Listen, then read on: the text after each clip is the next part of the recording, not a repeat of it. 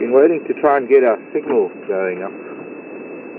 Been giving us a lot of trouble this morning. Welcome to Thornybush, welcome to our live drive. Beautiful sunrise.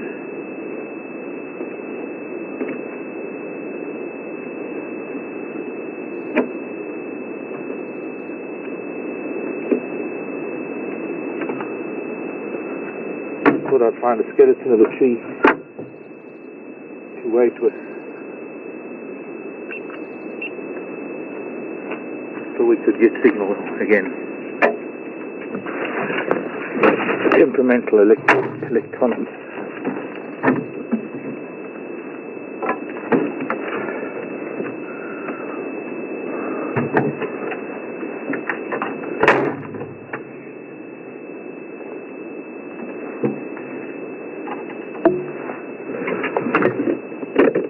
Hello everybody.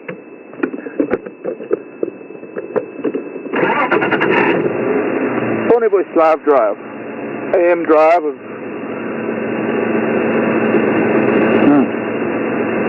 hair in my mouth. That's on, by the way. Oh.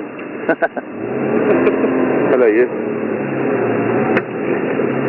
The last Sunday of July in this year 2013 or whatever calendar you follow, or whatever month it may be. Lunar calendar rather than solar. Cool. It's not really relevant what day it is. What is relevant is that it's our last. Sadly. It's been an absolutely wonderful time.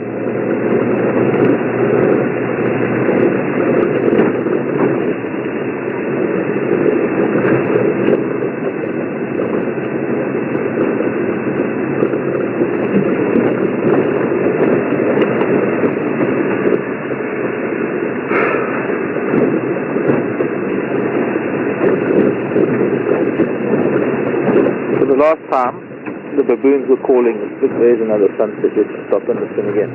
There's a duiker running. Duiker's not too perturbed. Hamerkorps are shouting.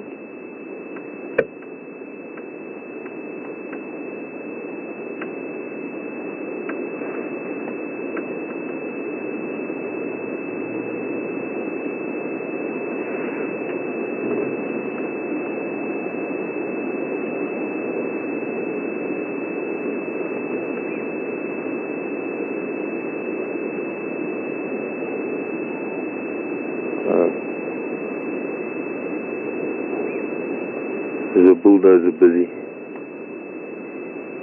Front end loader. Something noisy. That's not nice. I guess we don't need to go that way. Well, I was hoping to get the big anna trees in the sun, the morning sunlight, for the last time.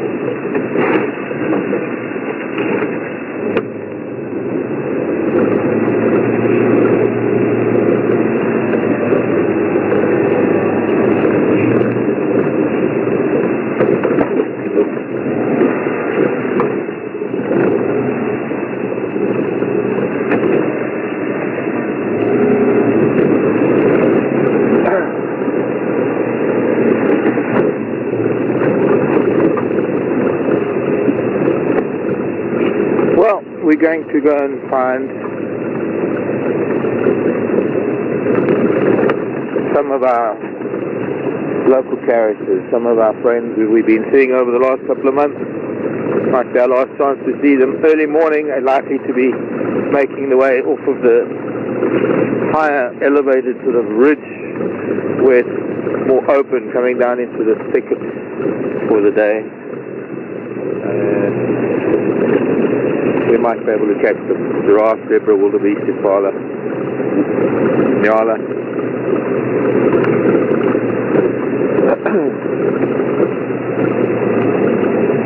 There were baboons barking, but the place where the baboons were barking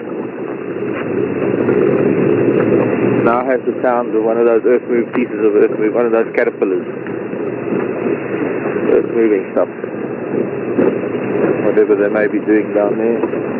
Sounds like it's right on the river, on the boundary. It might be just outside actually. It might be roadwork on the road that goes over the Thornybush River outside the reserve.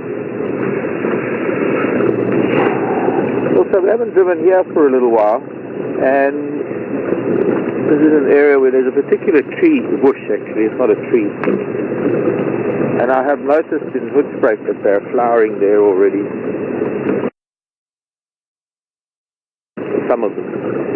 See if we could find one that can flower. We have seen one flower, but it's nowhere near how beautiful it can be, because that's a very pale red.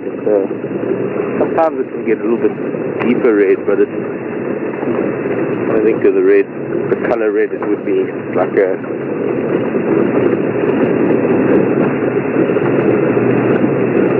not even crimson, not quite, deeper than rose, pink, but it's more on the orange side of red.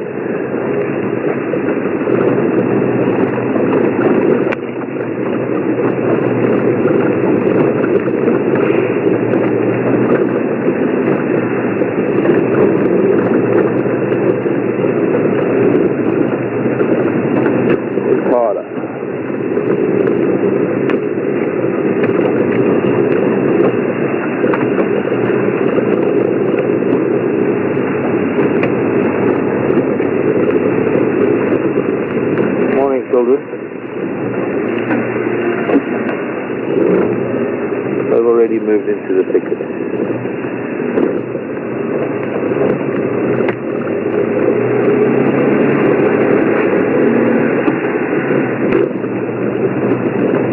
So, Aaron is on camera today. Last drive for Aaron. I'll let Aaron do the talking for this drive.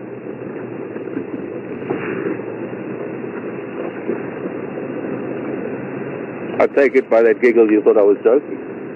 Yes.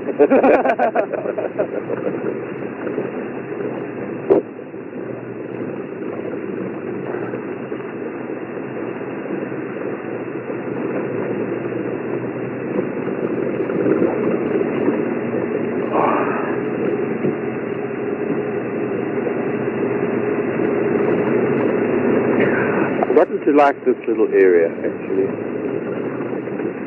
South of camp. A lot of these niloticas, acacia niloticas, with sweet thorn.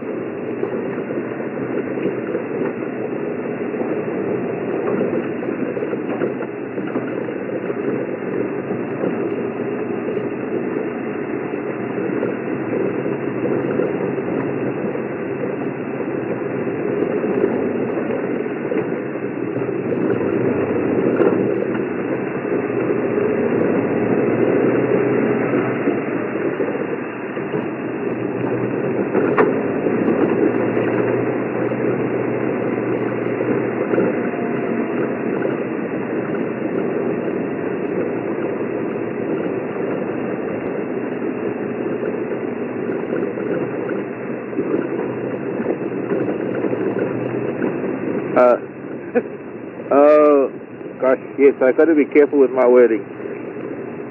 Some people are panicking, thinking this is the last drive. No. I was saying, this is Aaron. Aaron is going to be in FT this afternoon, so, and David will be on drive.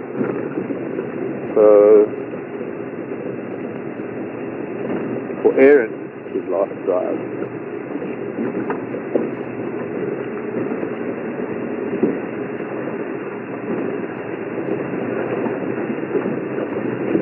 Hint.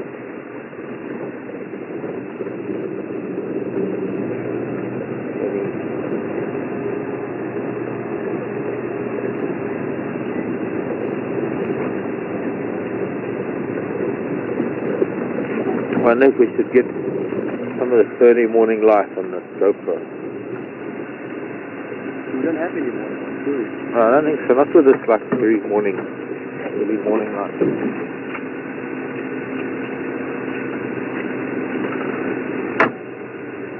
Stop.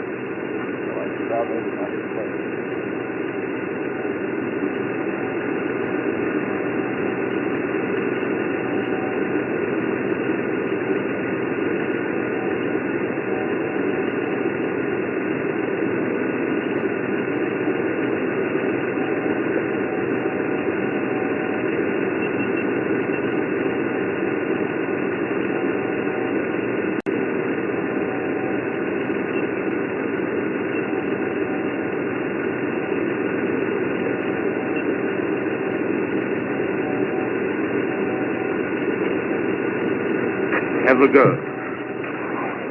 Pro. Working. We have a go. Got my GoPro working. Sung to the tune, I've got my mojo working.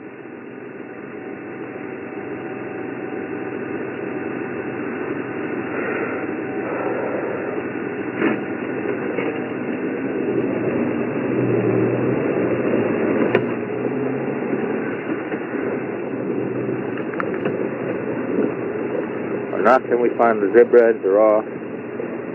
Wildies. We'll say goodbye to Billy just in case it's our last, because it might be the penultimate. We can still find Billy this afternoon, but it's time to take a look at our last morning driving this gorgeous little part of Thornybush.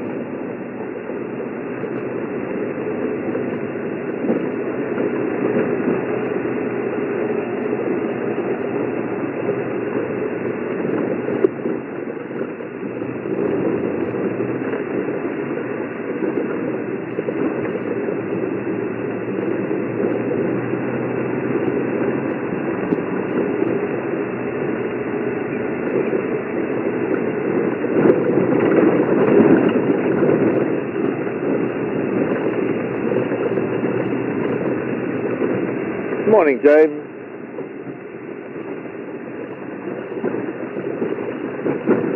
James saying he'll miss the drive and what? Pardon? Yeah. So the first bit was your question for Aaron, and I was getting to that. Second bit of the question was just saying that James will miss the drive. James wanted to know, Aaron, and it's up to you to disclose. How old are you and will you miss the drive? Yeah, of course I'll miss the drive. You probably have to relay that into the mic. Yeah, let's stop and we'll listen to the world around us. Turn it off this mic. Can you? Yeah. You can hear me from the back. James Bay. Hello, James. Yeah, no, of course I'm going to move, I'm going to miss the drives, especially going on drives with Mark here. He's taught me a lot about the bush. And yeah, as for my age, I'm actually only 21. I'm still a lighty. So yeah, that answers your question, James. Your turn, Mark. Thanks, Aaron.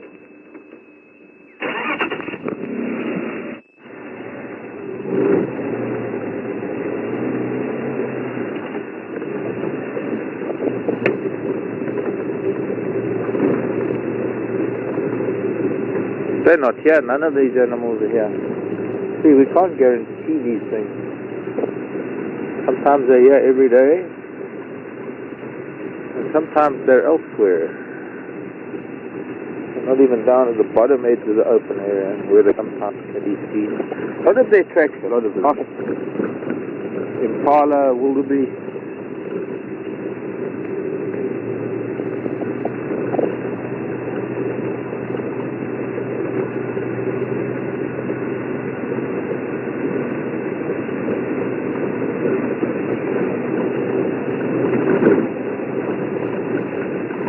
Ah, there they are. I see them. They're hiding out near the fence. Almost at the gate.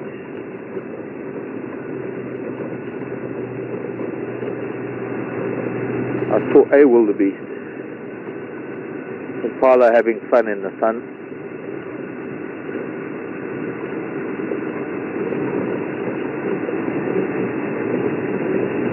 Zebra further on.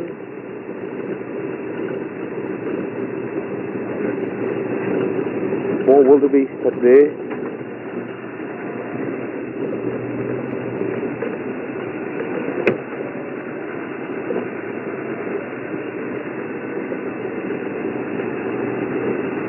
Guinea fowl.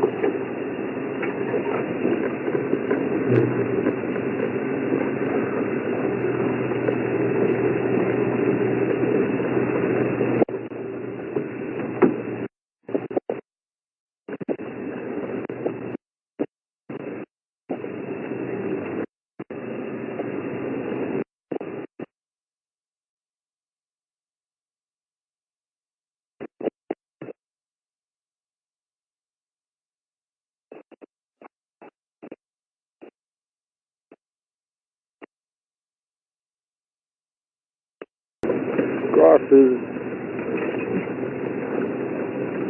Suddenly we're back.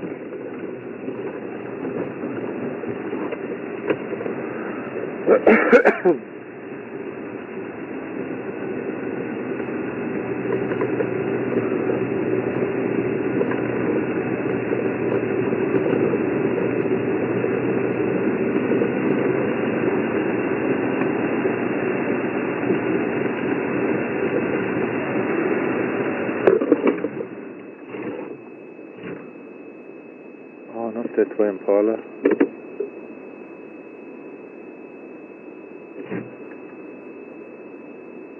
There is Billy, I can see Billy.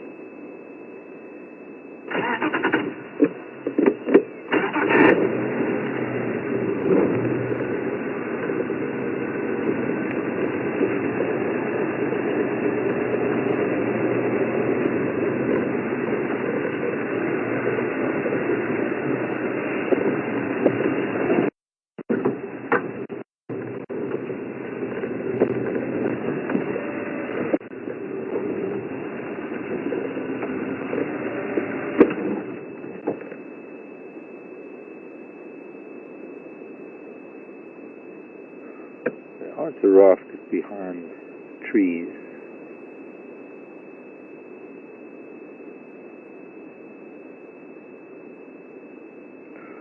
But they're right at the gate, all these animals. I don't know how good the footage is going to be. Such beautiful light to see them all. Whole herd of zebra here. The stallion's just arrived. He was a little bit separate. The wildebeest are split up into two groups. There's, I think, the new wildebeest that are further back with the impala. These are the standard herd we've always been seeing. There was another group with them the other day.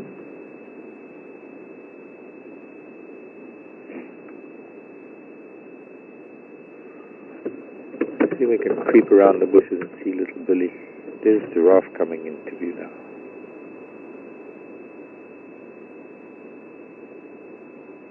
That little, yeah, see, some things don't change. Come on, little girl, move forward. Oh, and there's a baby. Have we seen that baby? Yes, we have. I think, not a little girl.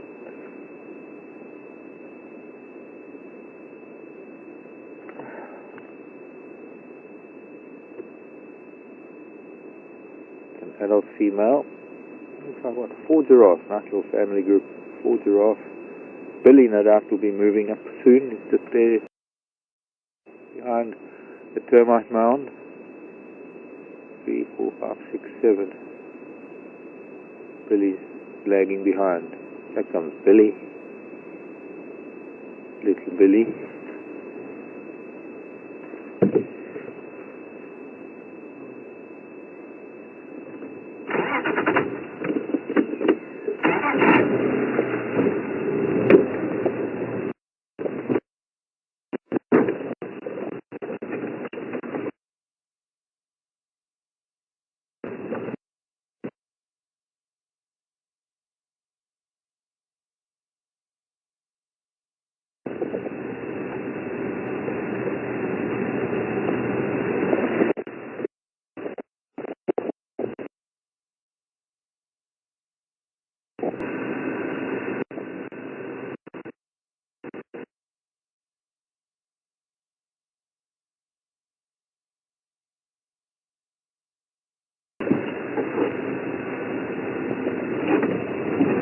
Okay, we're back.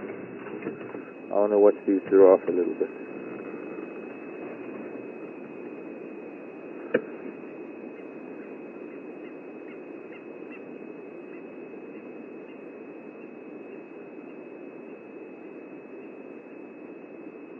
That's the one wanting to drink.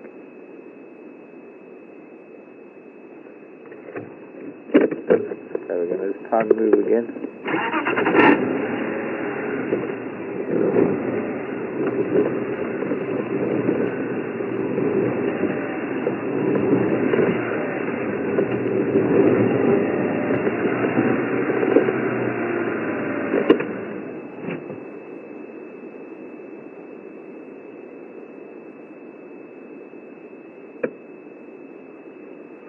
I don't think it's so much that there's so few birds here, just that we don't get to see them the way we used to. This camera is different, and it doesn't have great zooming capabilities, so the birds have to be very, very close to the vehicle, and unfortunately, being birds, they're rather shy. So it's more a case of, well, there are good birds here, it's not easy to get them on camera, because we're filming with these 3D cameras. 5 giraffes.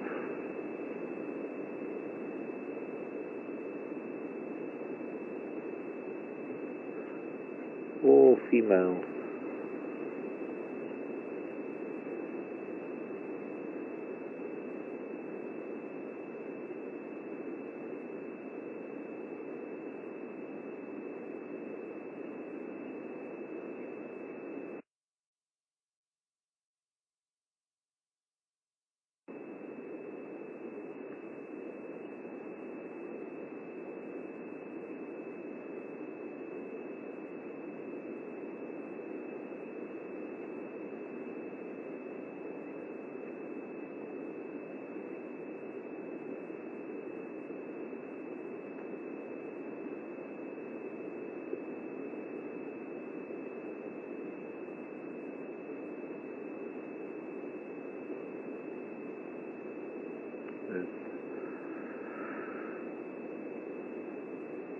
Two adult females. I'd say they're 2 daughters from their first, or from previous calvings, and then there's 1 new calf. They're listening to a lot of noises out of the reserve, but there's also a francolin complaining bitterly along the fence line to the west. It does make them a bit nervous.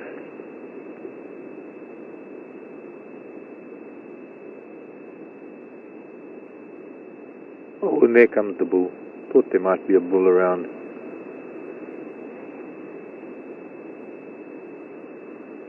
Big old man. Oh, there's a nice family group. We don't always see such neat family groups. As you've noticed, the last couple of months we've either seen bachelor groups, or we've seen a male with female and 1 youngster, or we've seen females with bunches of males. Come on, old man, carry on walking. We can't see you hiding behind the tree there.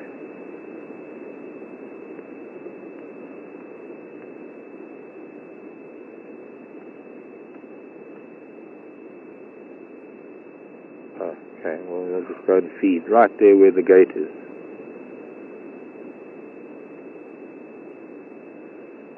That's a pity.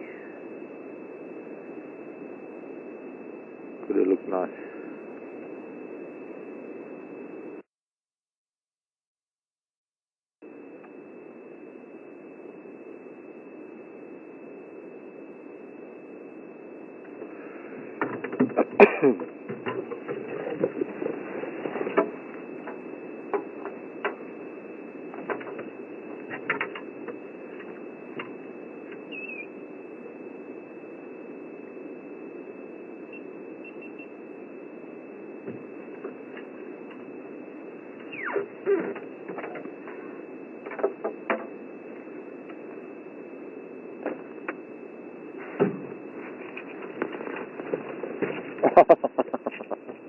Now he walks. It was just a little too early. Switching off the front. And we got to see it at least. Look at it. It's quite pretty. Beautiful color. Do we know him?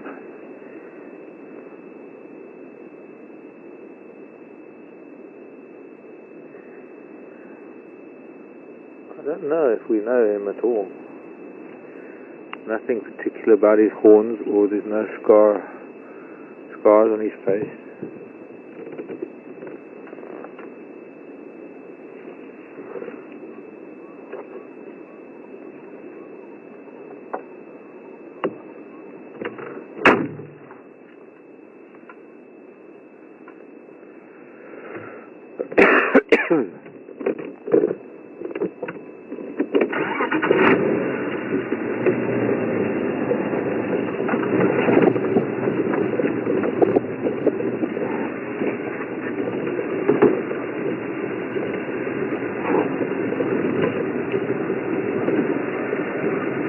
Grass, coffee bush, things that pull the even sea belly.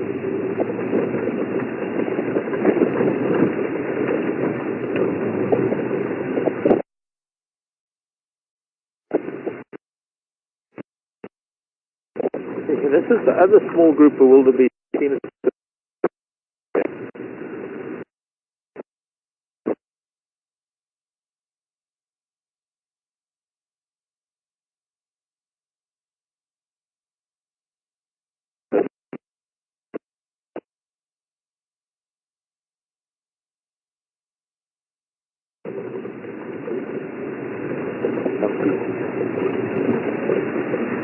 Interesting, two herds, maybe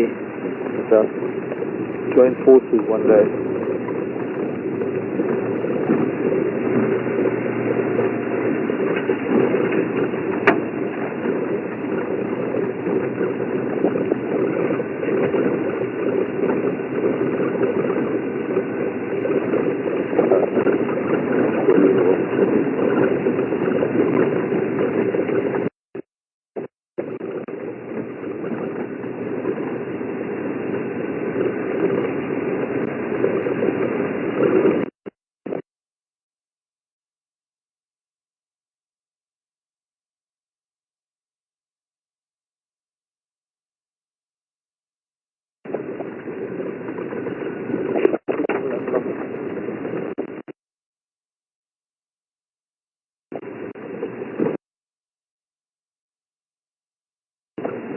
Things are supposed to be getting better, not worse.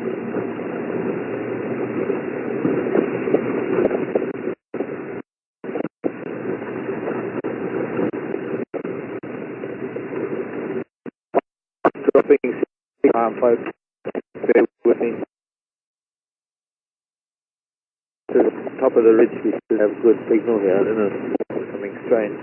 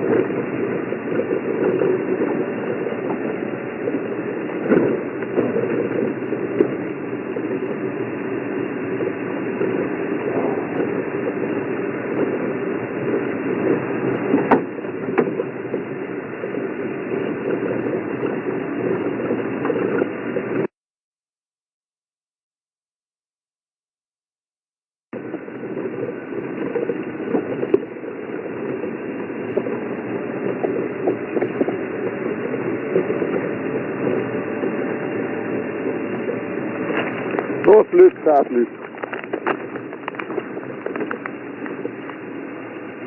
South loop.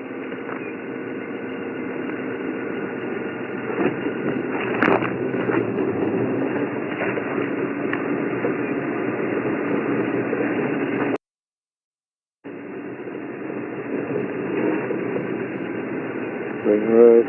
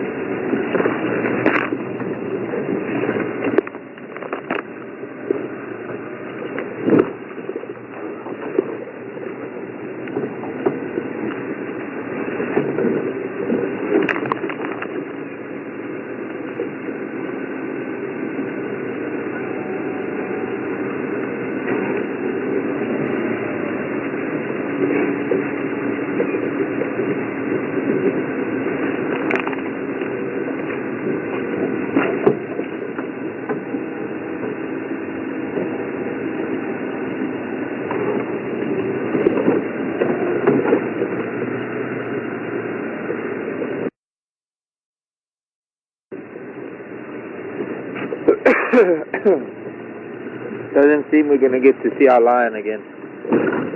Our young male. He did, by the way, he was here early yesterday morning during the night before last. We had his tracks coming up to those green tanks. He had actually been around just across the river. We tried to find him that day, but we couldn't. Aha, leopard are back here. So that's why there's been so much display. Young male probably, and only the one.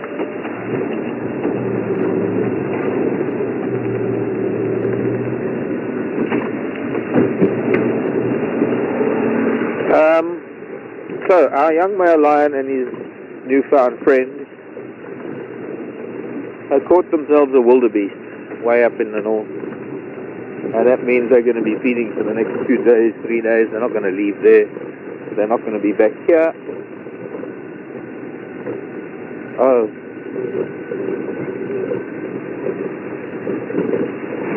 Okay, just a correction there from Thomas.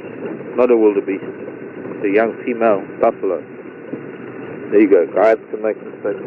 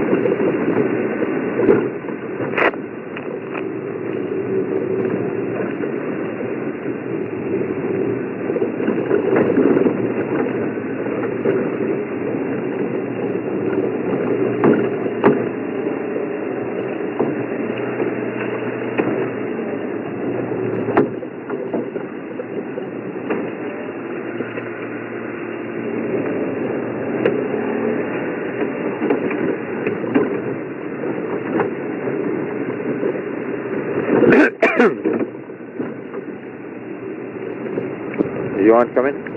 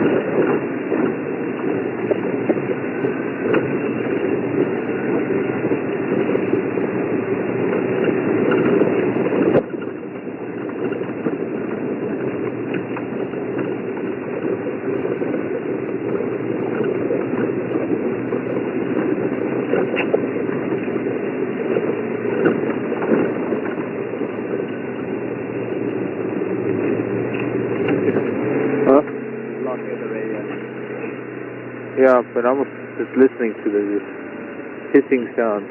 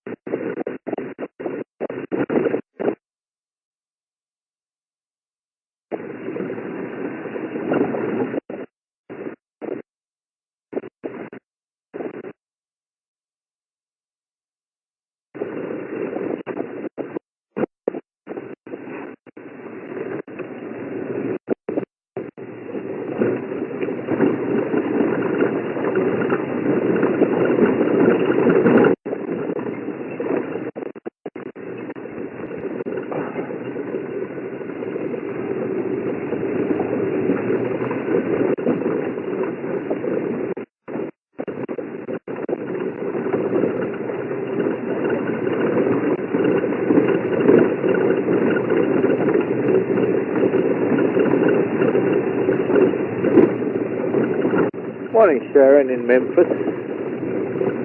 Sharon is quite observant with the giraffe, noticing that they walk with both legs moving on the same side.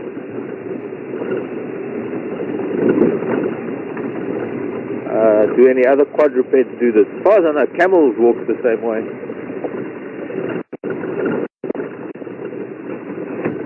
Which is why they were originally thought to be family of the camel, I think. But I don't know really. These lions were here. Only had roared.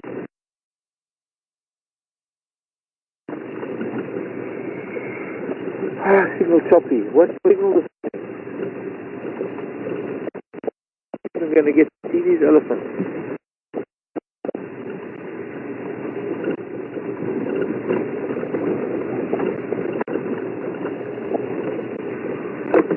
Okay, but does that change the picture and sound at all?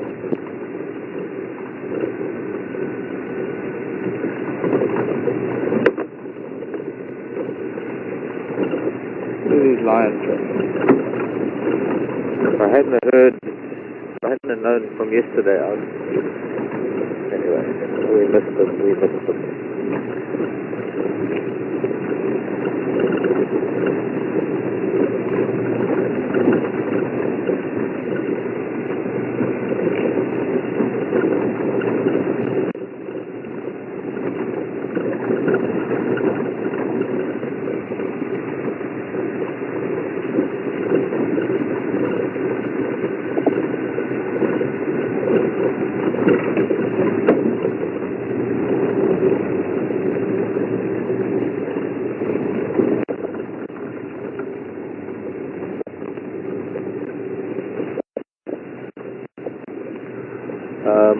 Yes, it is a rather peculiar way of walking for a quadruped, Sharon.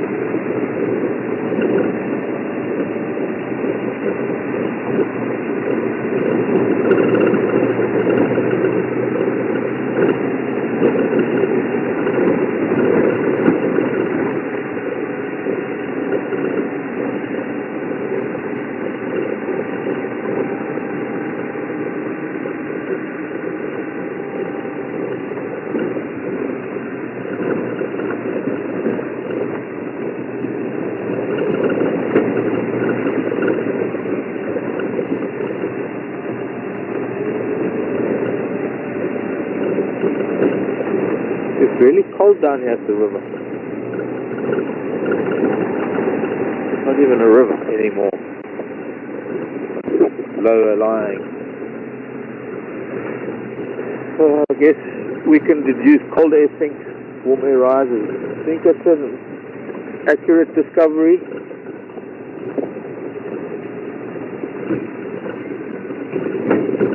I think I can patent that discovery. No, I suppose not. Leopard again. There's a leopard at the back here.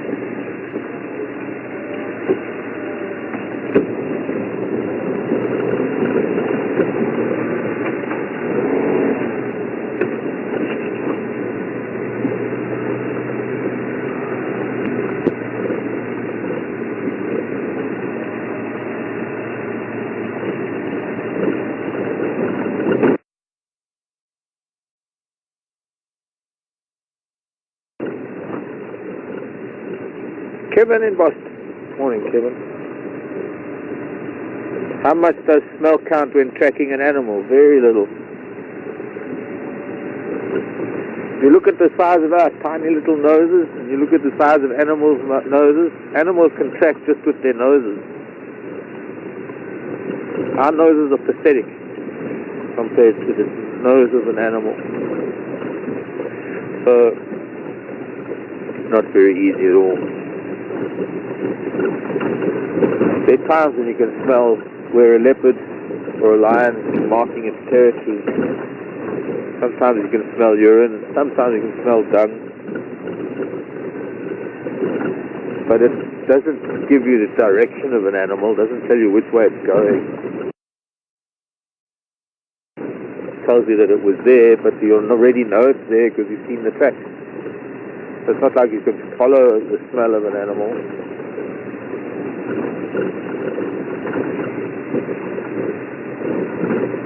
Apart from the fact that there's virtually always prevailing wind or air movement. Air is always moving in one particular direction. I mean, it almost looks like there's no movement of air right now. There's a little knobthorn, got flowers on the top.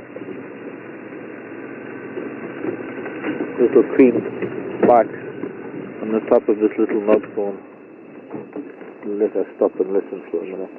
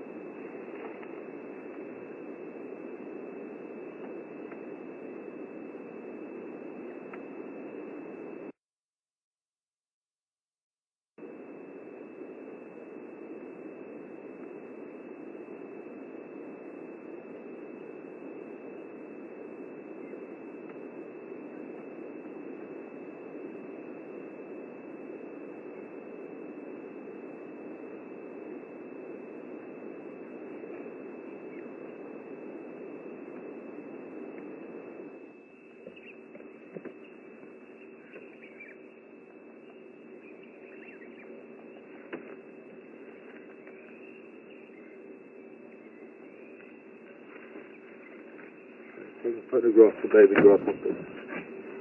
They're so tiny. Have to put them on the lens. You need to see a tiny little small. Allowing you to catch photograph. Okay. So, a flower this morning. Signs of spring.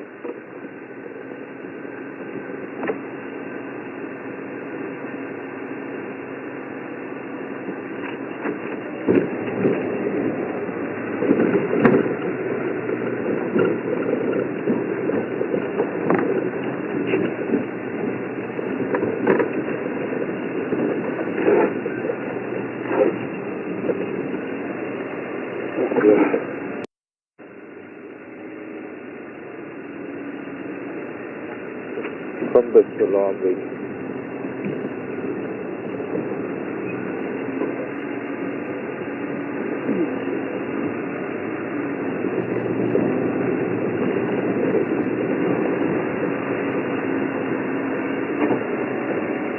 Particular, the rattling particular.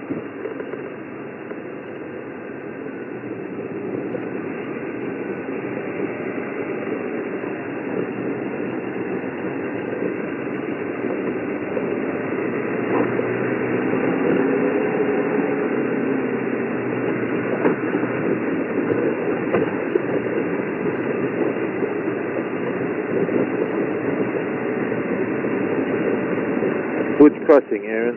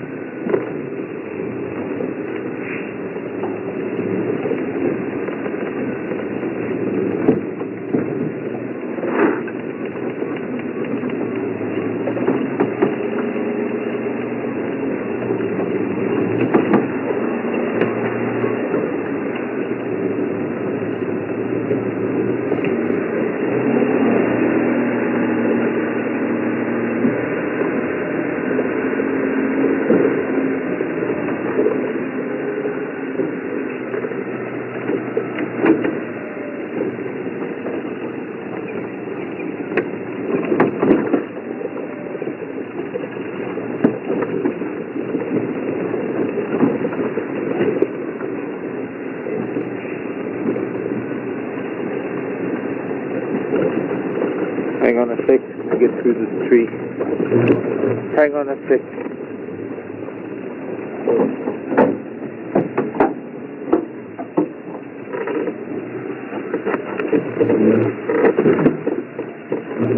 Not the right time there.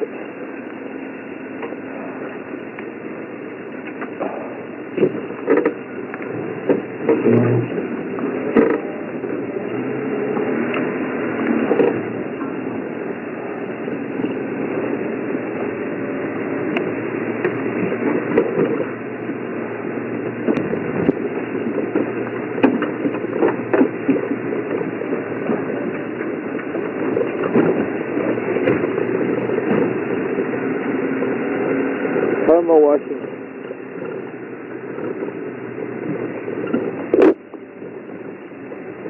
Nikki in Tacoma. Morning, Nikki. Tacoma, Washington. Getting so tied up in my earpiece this morning. Nikki in Tacoma. Saw a bush pig on the camera at Pete's Pond the other day. What exactly is a bush pig? Well, it's a bush pig. You saw it. It's a bush pig. They're a steward. They're more nocturnal than diurnal. They're a wild type of pig. I don't know how to explain it better than you saw a picture of it. That was a bush pig.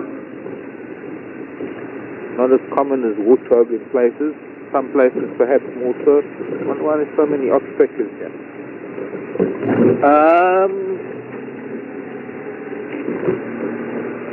It's another one of Africa's mammals. Not a wild feral pig. It's a naturally occurring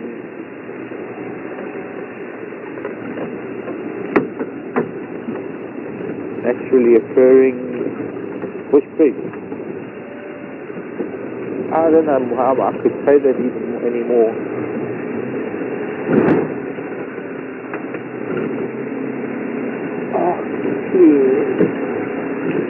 Two more drives to the near future.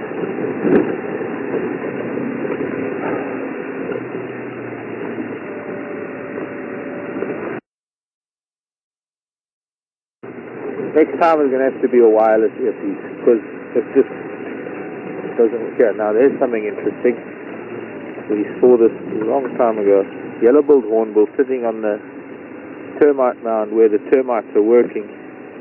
Actually using the sun as well, but I would say that the hornbill is also raiding the termite mound.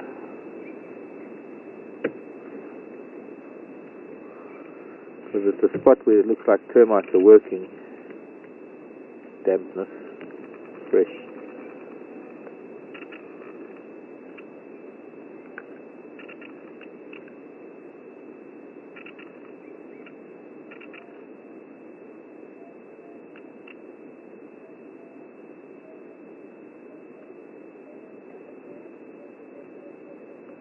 A lovely sound of the emerald spotted wood dove in the background. Hey hornbill, show us what you're just getting warm actually.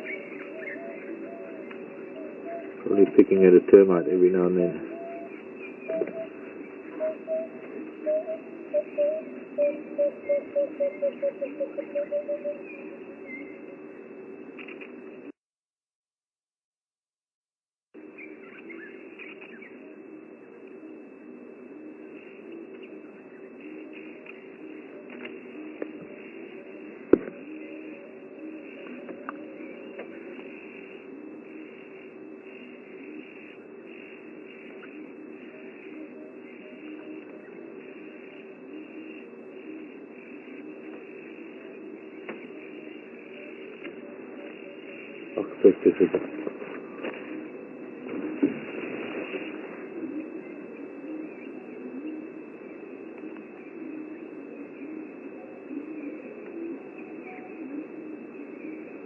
Use it once, what that funny noise was. Probably the staff at Riverlands, because there are no guests. So hornbill, what are you going to do? You're just warming up in the sun in the morning.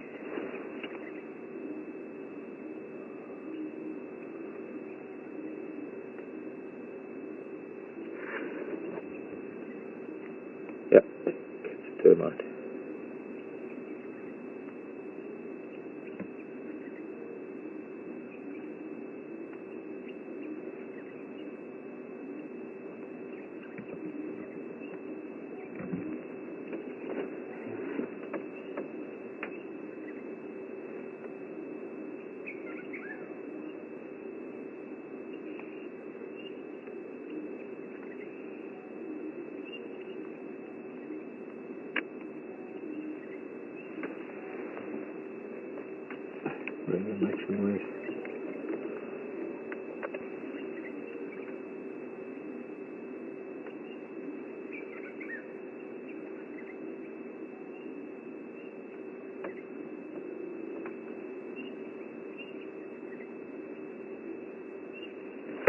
Morning, Charlie.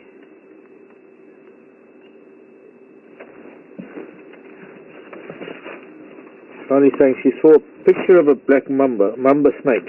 Have I ever run into? Yes, Charlie, I have run into black mambas very often in my lifetime. On drives, on foot, at home, in buildings,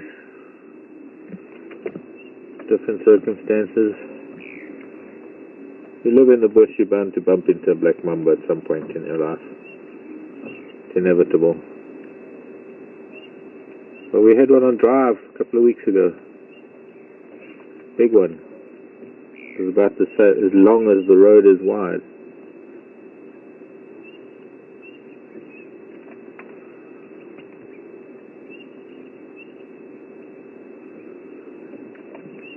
They can be frightening because of their ability to stand up and strike multiple lightning fast strikes, and of course because the venom is so highly venomous.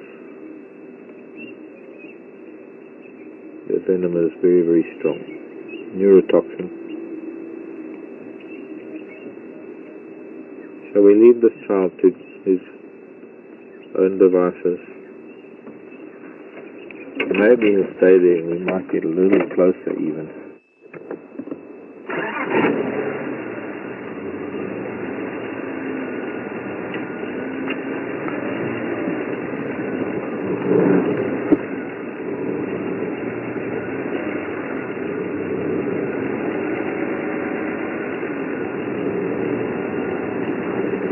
Oh, I heard Nyala barking.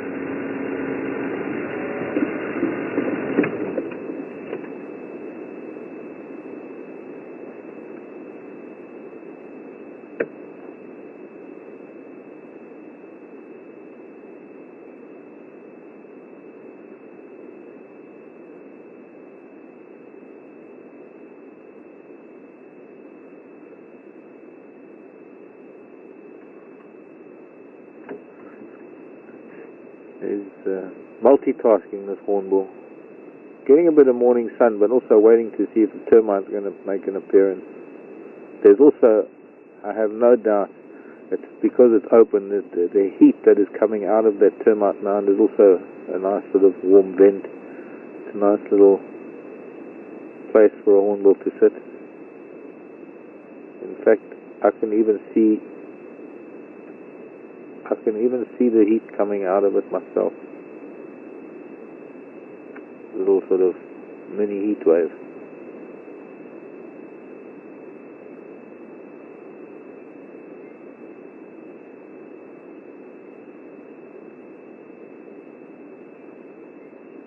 Nature's little heater.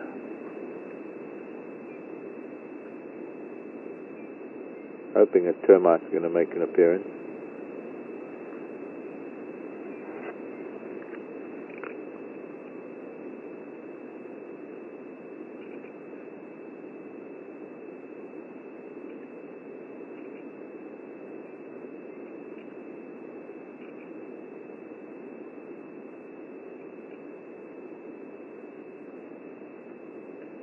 Is it? Did you see that? Yeah, I recorded that. What was it? That was a seed. I'll tell you now what kind of seed, because I can see it lying there. A jackleberry seed. It's been eating jackleberry fruit. Got a termite.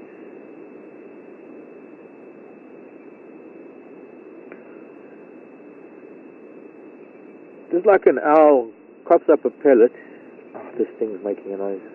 Just like an owl coughs up a pellet, all birds cough up undigested material because it can't go through the gut and come out the other end. It comes out from the crop and then gets ejected by the body. In insect eaters and all the insect eating birds, you'll find the insect husks, the exoskeletons of insects, because they can't digest that. They can only crush the insect. That's why we see hornbills and other animals, other birds, insectivorous birds, beating insects to a virtual pulp, because they've got to break open the exoskeleton so that their body can crush up the pieces to be able to digest all the soft stuff. And then the body creates this little pellet to eject all this undigested material. Now with the seed eaters,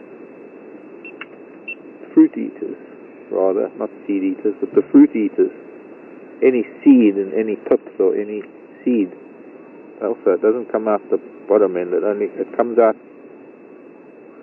instead of being like a pellet, it will come out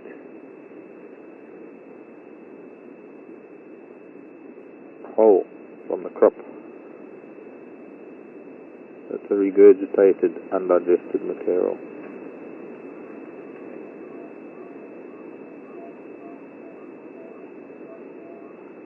Two pairs of black-collared barbets singing. And a lot of spotted dove.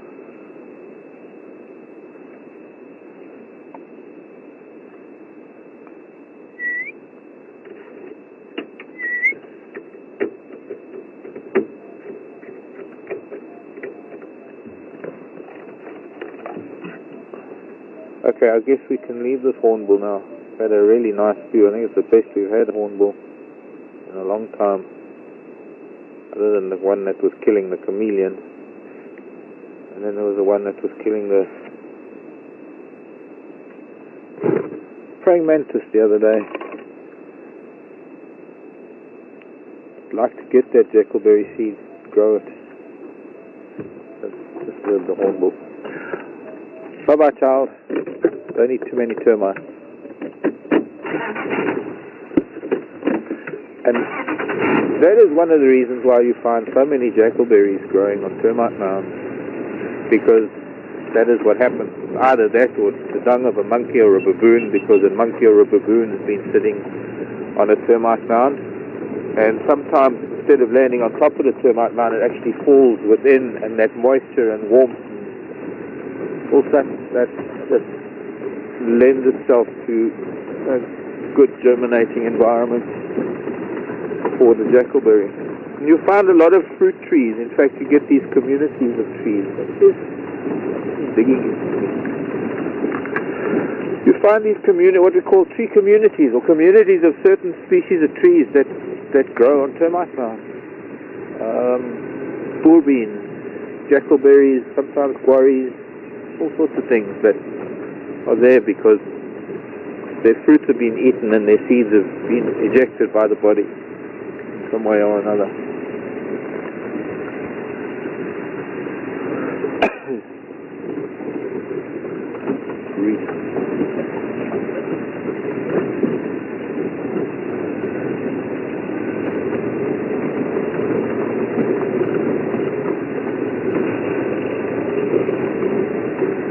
Yes.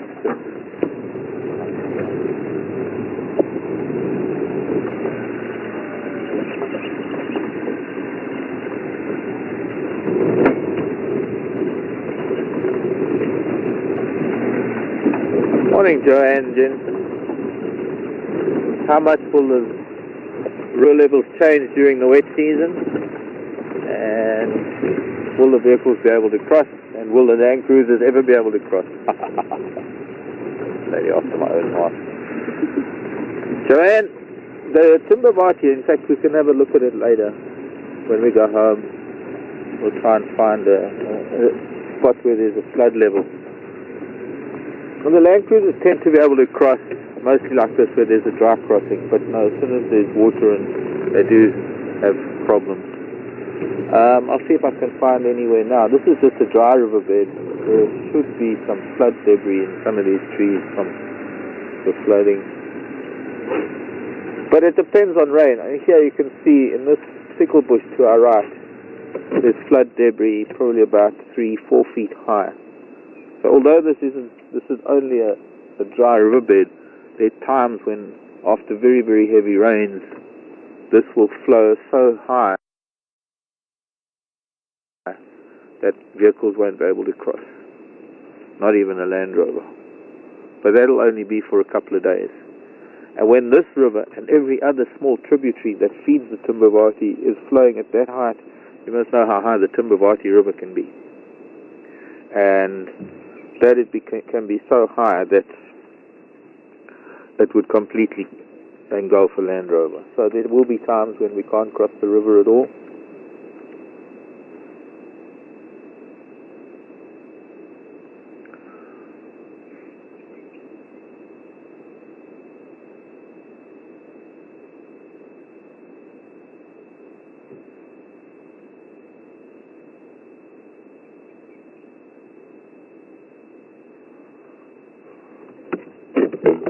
So there will be theoretically in the wet season some point in time when the Timbavati River is flooding for anything up to a couple of weeks. No access to the northern part of Thornybush at all.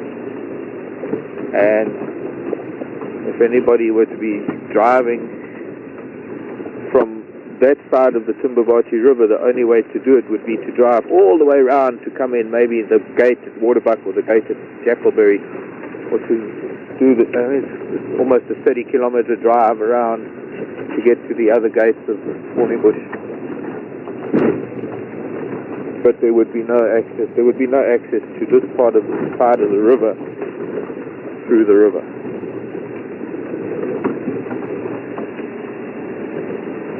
In other words, quite a mess to do a game drive.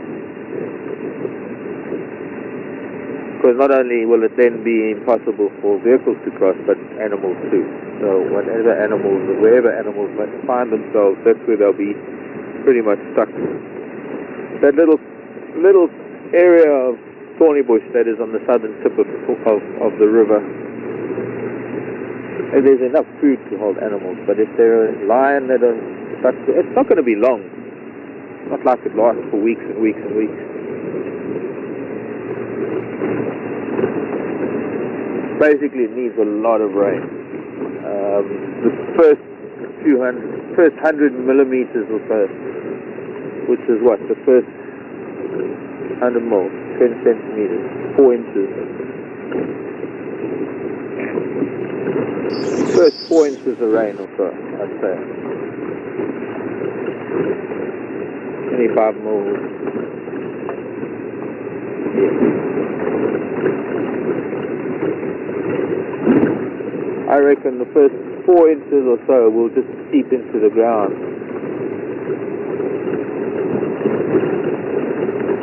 And then you'll need another 4 to 5 inches to get, in a short period of time, to get the rivers flowing. And that is already the quota for the year, what the whole season brings. But every now and then we get these rainfalls of 120 millimeters.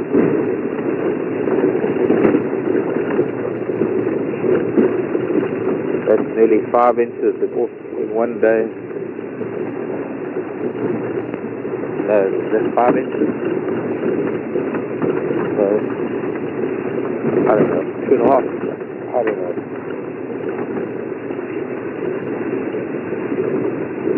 Inches. Such an illogical measurement system. The decimal system is just so easy. There's one of these, and if you take 10 of them, there's one of those. If you take 10 of those, it makes one of those. If you take 10 of those, it makes one of those. So it's 10 of those, or 100 of those, or 1,000 of those, and then you get the bigger numbers. Inches.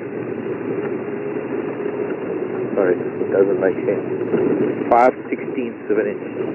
11/17ths of an inch. 9/23. You know, really? How do you remember all those fractions in the imperial system? I use Google. Pardon? I use Google. You use Google.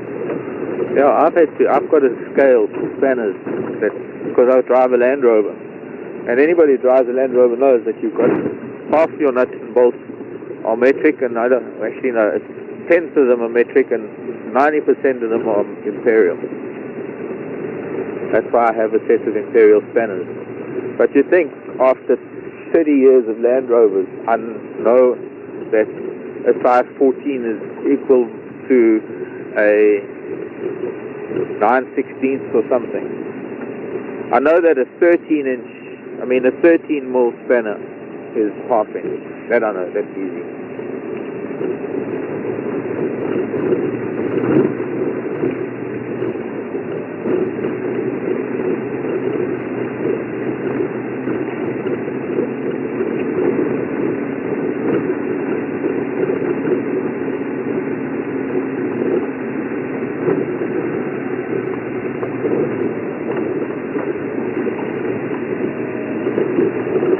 Any question on the low block?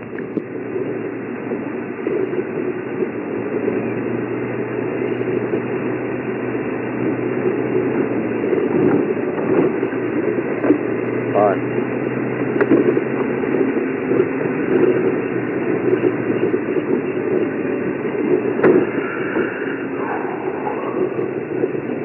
Nice and warm here.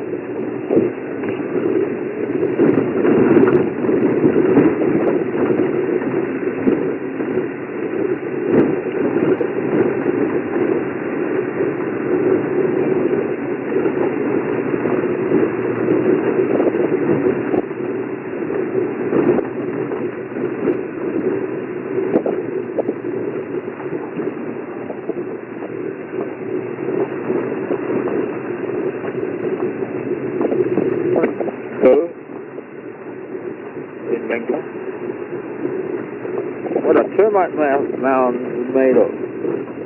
And are they as strong as cement? No, I wouldn't say as strong as cement. They are pretty strong. As strong as clay. They're a type of clay. But it is a clay that is made out of the byproduct of the action of termites. Termites are nature's way of breaking down plant material further than any other animal can break down plant material. We look at this buffalo dung on the road, it's very, very finely chewed grasses through the very special process of ruminating and the rumen of a bovis. But it is still predominantly the cellulose plant cell, the cellulose of the plant cell that can't really be broken down by any mammals.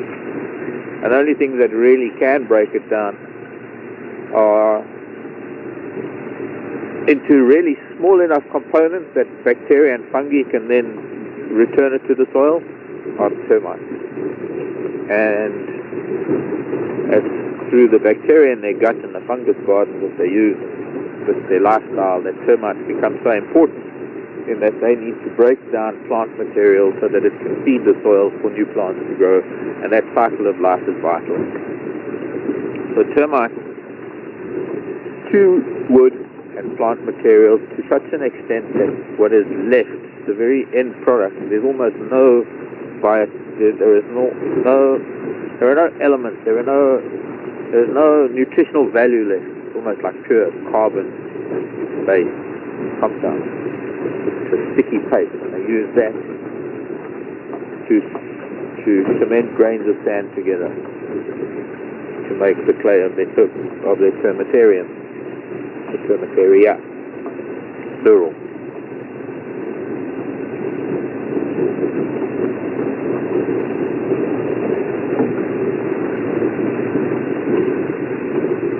In other words, termite dung. Quite simply put, termite mound or termitarium is merely termite dung doing grains of sand together.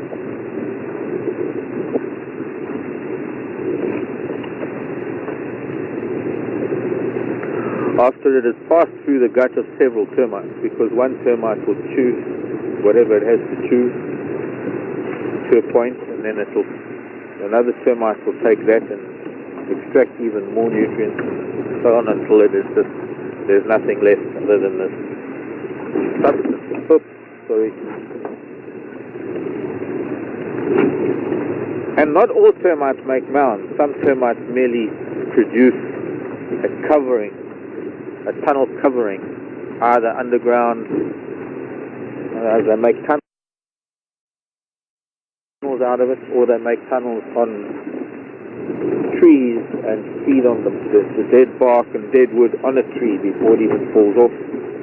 Or they'll find some termite colonies that just feed on dead wood lying on the surface of the ground. They will cover a piece of wood with this tunnel type substance, this tunnel of the substance, sand glued together with their byproduct, and then consume the wood inside it, because they can't really be exposed to air. They don't have pigments, so they can't be exposed to light. They don't have eyes. They don't have a very hard body. Plus, they're very nutritious. Because they're getting some of the best nutrients out of the plants that other animals can't get, they become very protein-rich creatures themselves. Everything likes to eat them.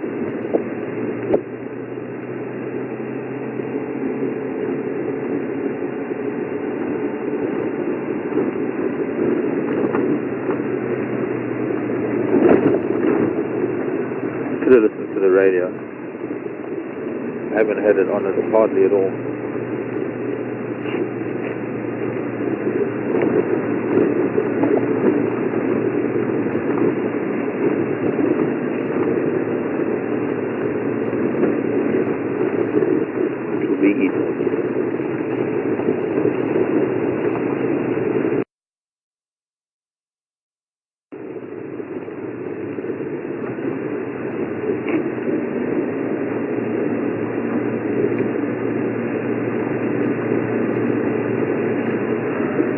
Not just yet. Any station with that in door block?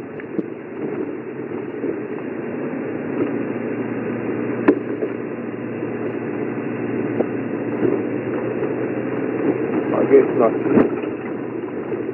Elephants with means that nobody's really been to them because of, I guess, the cats up north.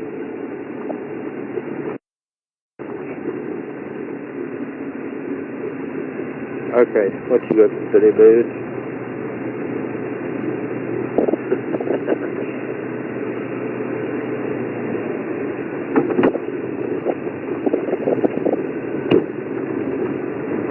Be humble, for you are made of earth. Be noble, for you are made of stars. Thanks, Clancy.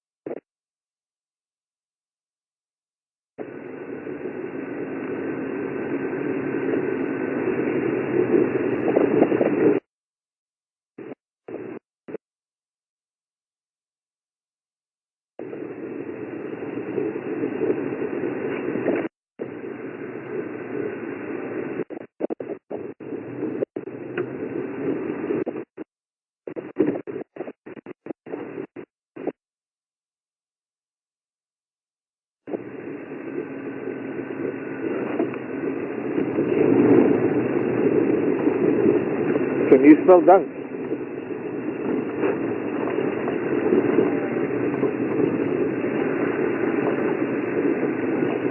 Might be my imagination. I might have driven over it. Time to listen for pachyderms, and I want to take my jacket off and pull something out.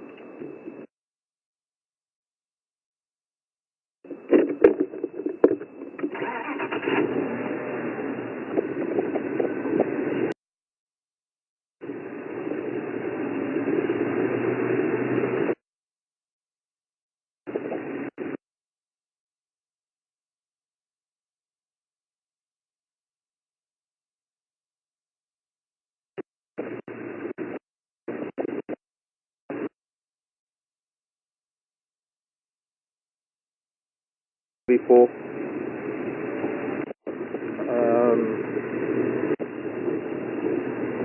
herd of elephant that was seen there this morning, so I took that 2-track, that little grassy road, very bumpy, and we found one big elephant bull, but it was almost, signal went off and we found an elephant, and then so I had to drive that whole road because I'm looking for the herd and not here at the dam. I don't know if there's anything at the dam, so we'll go back along the cut. Normally a bull hangs out towards the back of the herd of elephants, but didn't see tracks crossing southeaster, but I might not have been looking too well.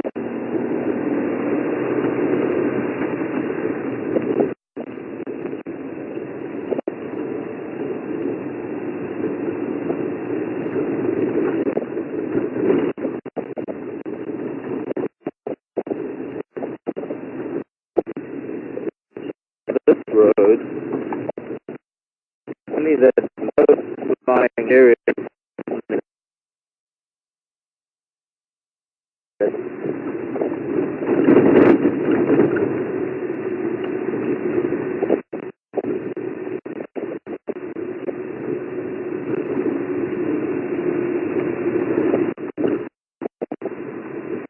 But even far enough away that I think they're over that little route.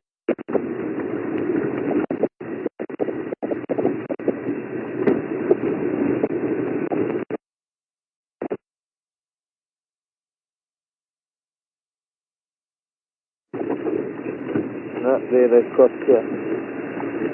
They've gone to Spoko Road. They've crossed exactly.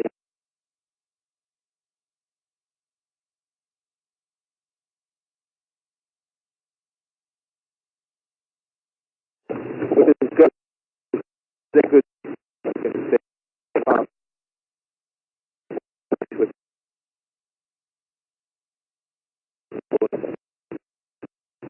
Fortunately, they haven't really given us opportunity to see them.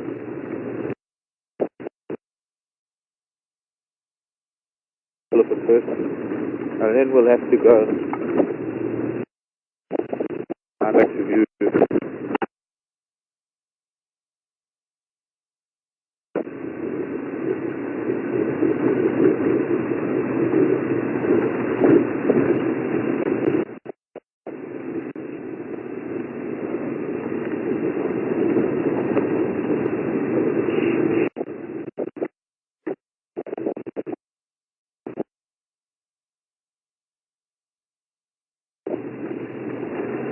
I don't know if we should go all the way back down.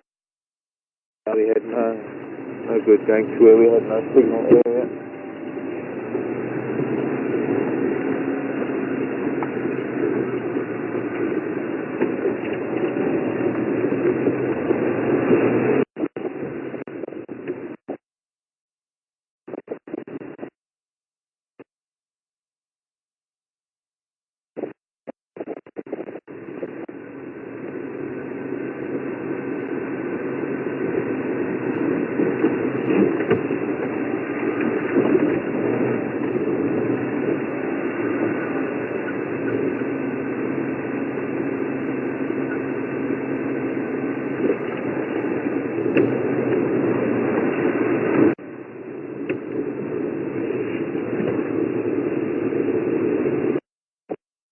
Much easier with the sun behind us.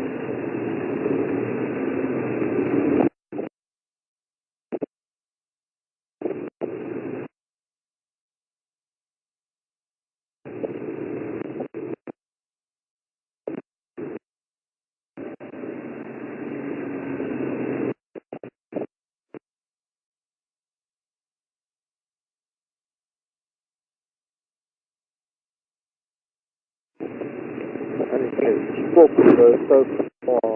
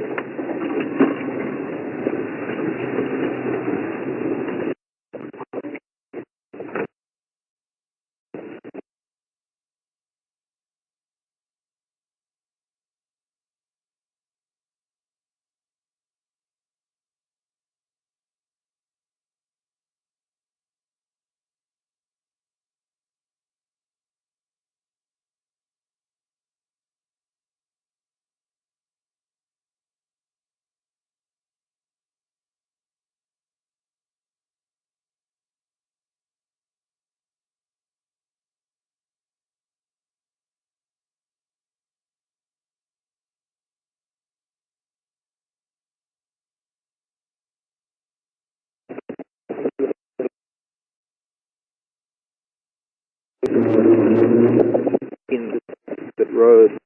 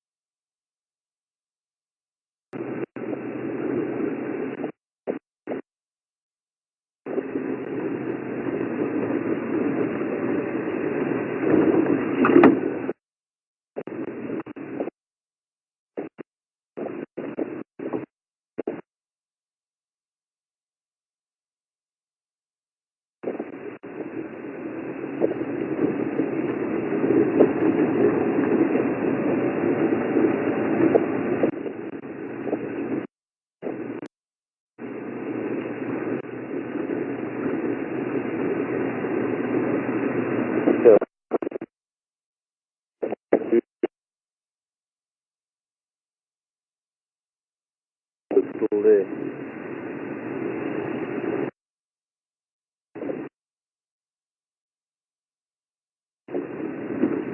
There he is.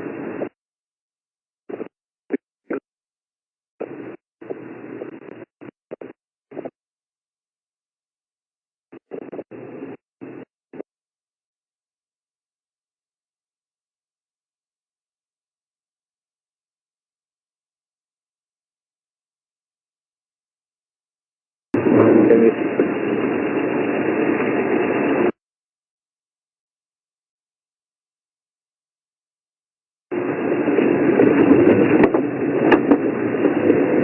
try and get the back of the vehicle? Can you see him from the... Yeah, sort of. Right. We're trying to maneuver to get a picture of him. This is Norman. I'm so glad we're seeing him. This is one character that's very nice to sort of say goodbye to. The rest of the herd has moved south. I'm hoping that signal's okay here. We were a little bit closer to him, and I was trying to maneuver the vehicle to try and get a signal back.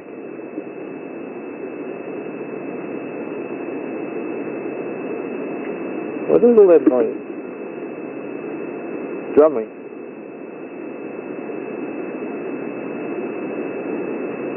I don't know.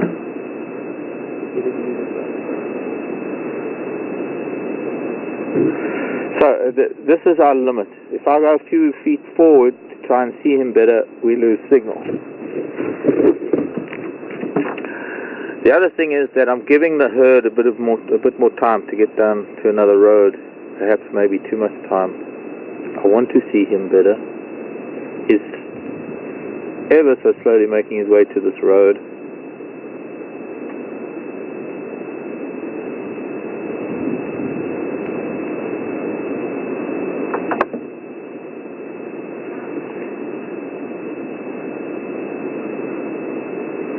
So we'll see him cross.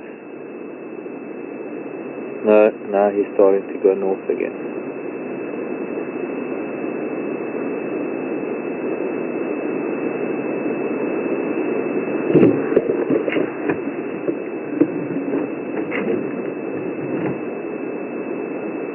Okay, well, a brief glimpse.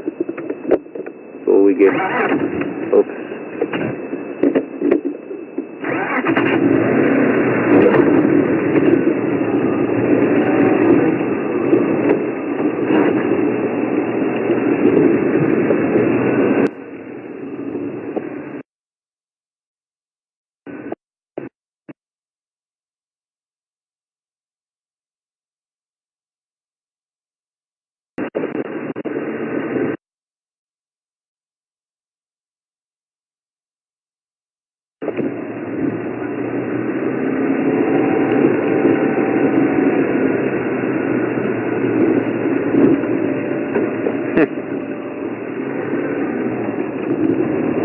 Alright, go to Waxpool Dam, and we're going to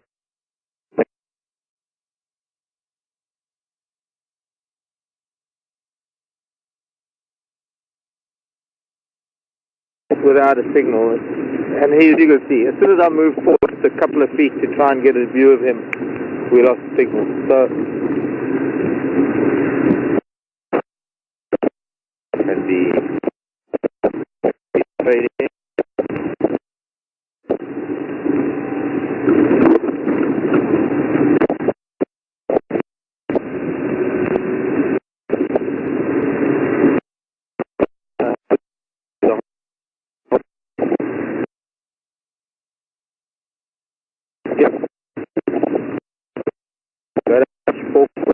back again.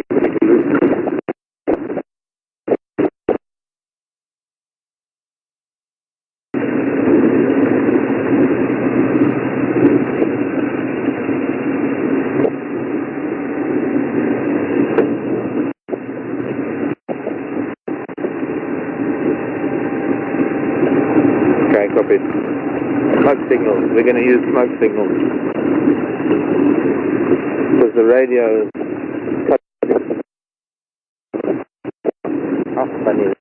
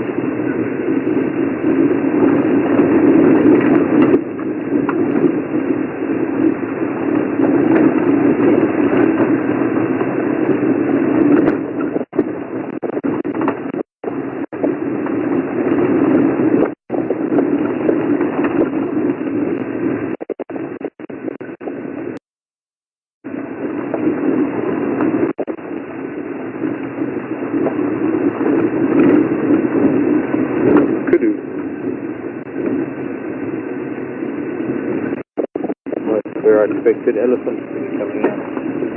It's fun. Heavy crossing here. Maybe we'll be looking again.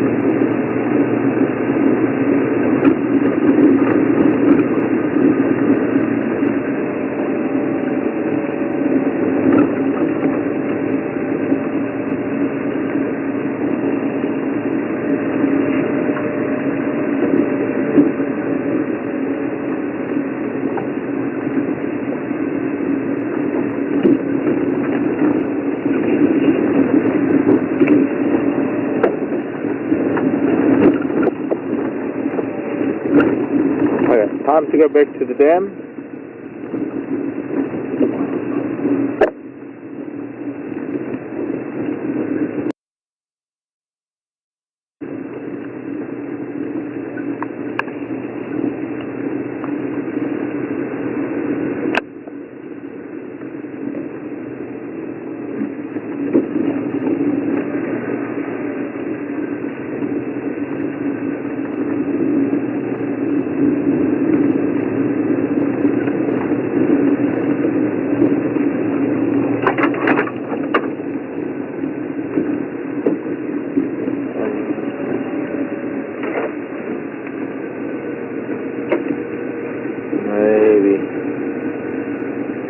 Maybe. Not likely. Bird tracks on top of that elephant track. That's a long way around to go to Bushwillow Link and then Bene Road. Very long way around.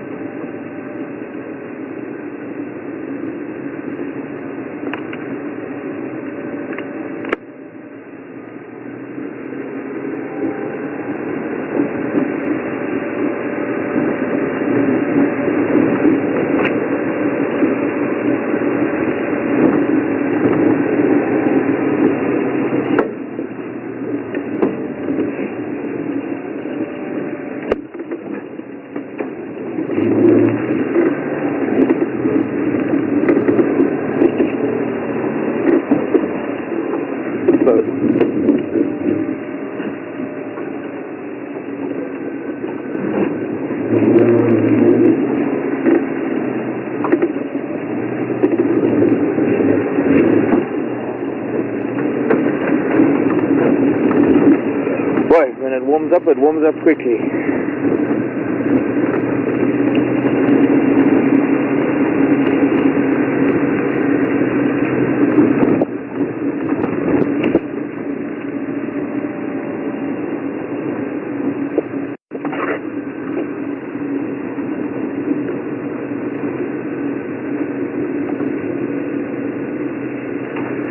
Quote from William Hazlitt.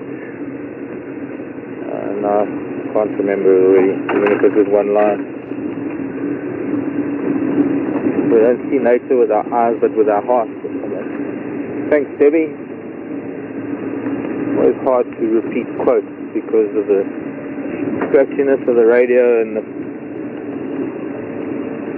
pathetic quality of my memory.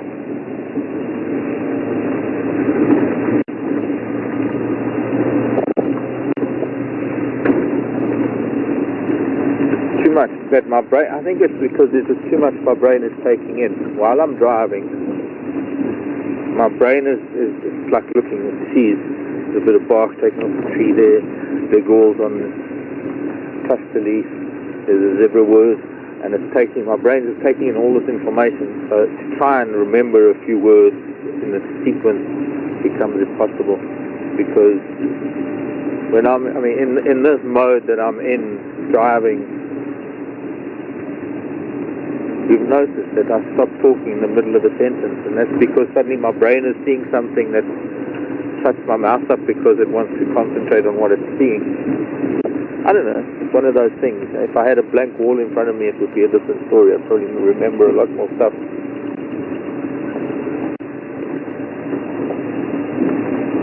But there's times when Dave and Karen will come through the radio and they'll say, questions, and so it's the question.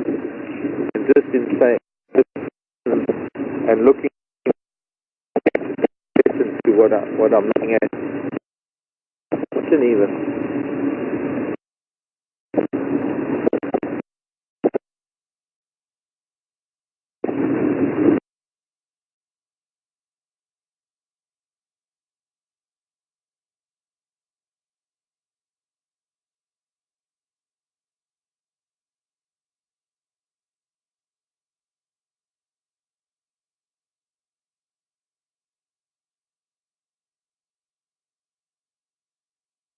Which is like I'm hearing more voices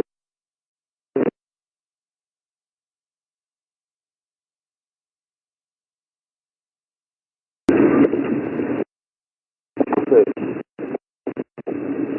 Mostly search. I think we might not find them at all. They might have gone back into this block.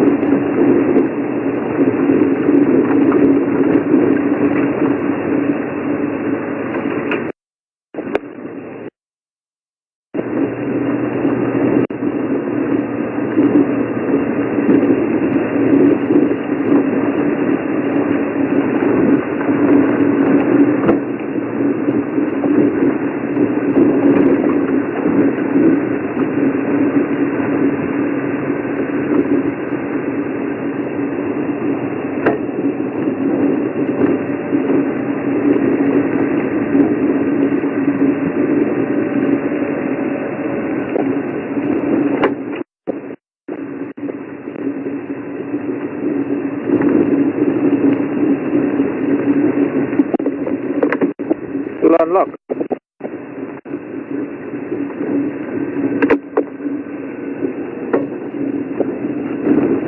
No drinking.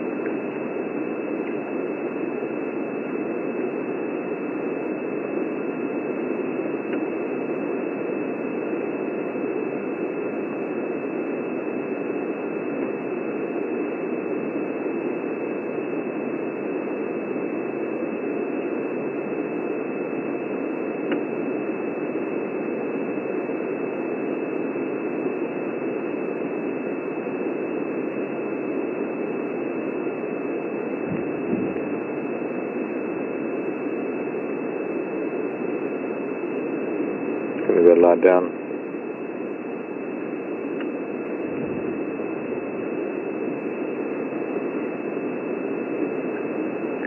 Wait for the other old cronies to come along. Wait for the other boys to come and join him, no doubt.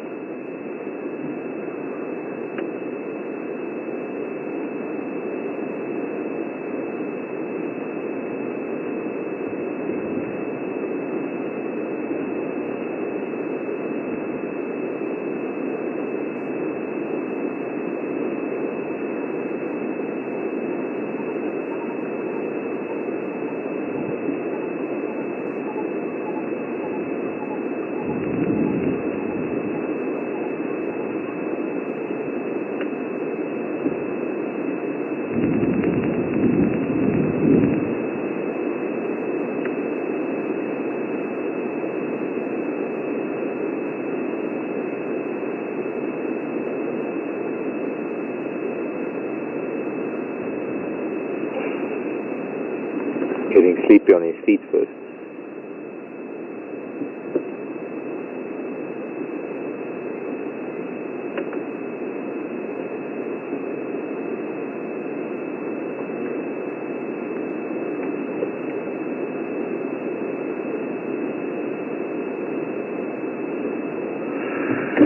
Okay. Hello, Mr. Buslight. Enjoy your day.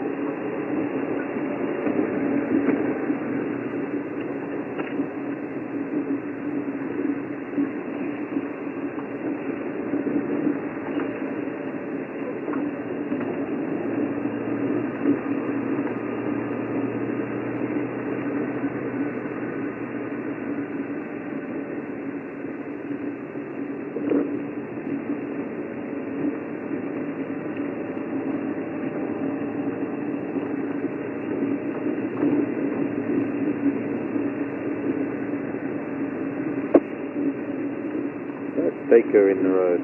Goodbye, Daker. Well, at least we've had quiet roads to drive on because all the guys have gone up north to that lion kill. It's been pretty quiet down in this part of the world.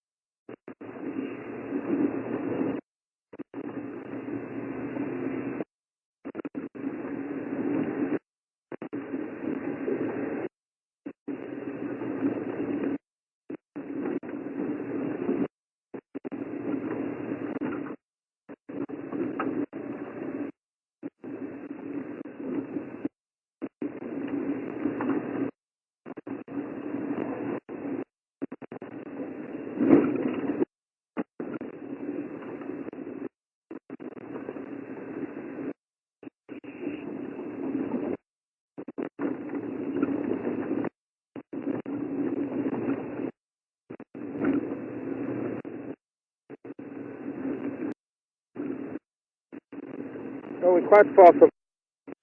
I look at we're very far from here. The top of that ridge. We've got a ways to go. It's pretty much time to drive along the river. You might as well just run a little bit if you want to do that.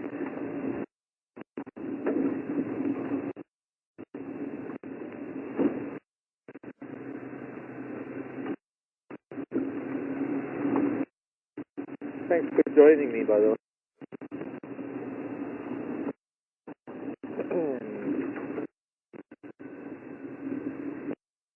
Hope you'll all be able to join us this afternoon. Yep, last Saturday. Who knows when? Who knows?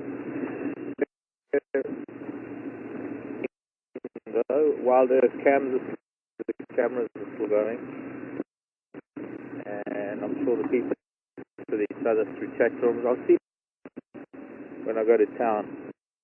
If I have a moment to log in. Only problem, I'm likely to be online in town in the middle of my day for some people, but I'll try and log in if I can. When I'm staying with friends, I can use their electricity and the called, I believe. One more thing about okay.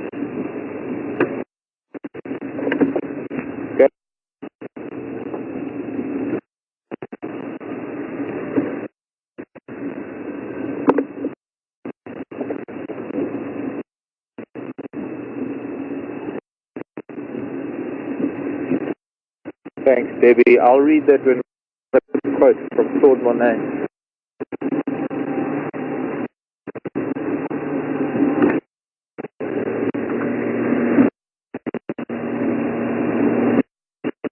Nature's inspiration. Nature has inspiration. Paintings.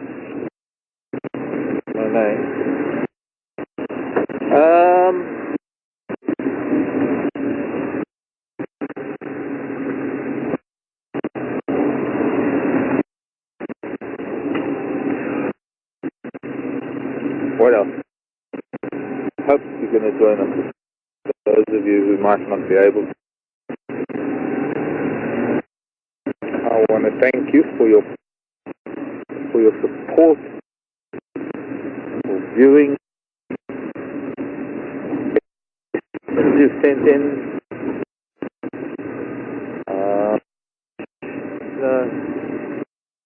It's just so much that one wants. And I think I was up about it. Now I'm almost at a lot. I want to make our life special. I don't really have much choice what we can do with animals, but maybe we, I don't know, in the road. What is the thing else?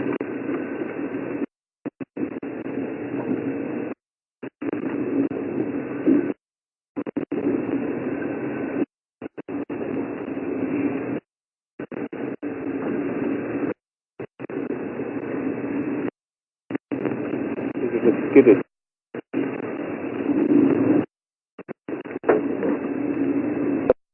Hello.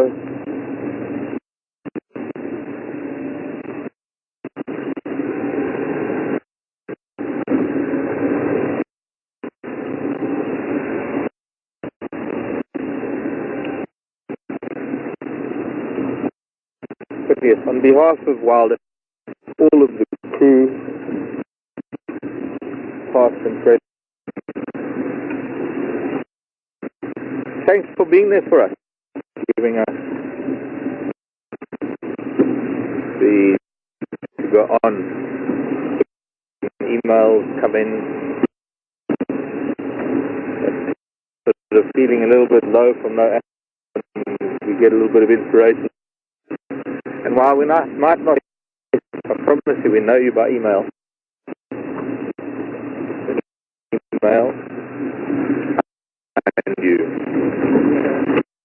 when we need to.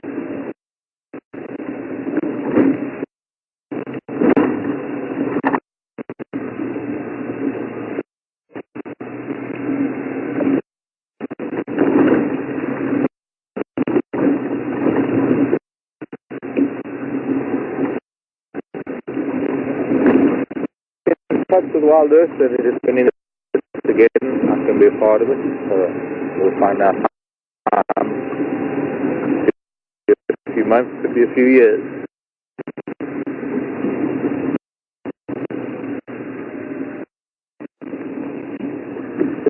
As we enter the Thornybush River, time to say goodbye and sign off for the morning.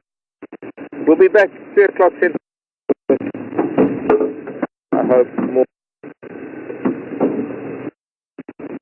animals and, of course, and gratitude. Love you lot. Bye-bye.